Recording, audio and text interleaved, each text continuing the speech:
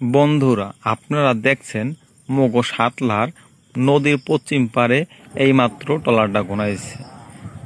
এই যে মোরা হচ্ছে এলাম, ওই যে কথায় আছে না, ওই আইতে নদী যাইতে খাল মগো বাড়ি বরিশাল।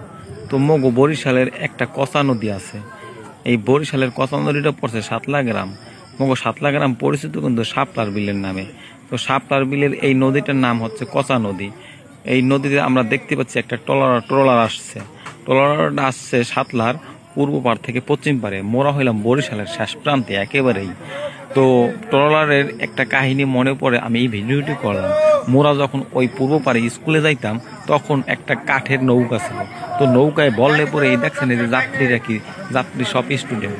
তার মানে ওই স্টুডেন্ট দেখে আমার মনে পড়লো সেই পূর্বের কাহিনীর কথা। মোরা এই কাঠের নৌকায় যখনই উঠতাম তখন এই প্রায়ই ওই যে নৌকা সহ তলিতে যেতাম।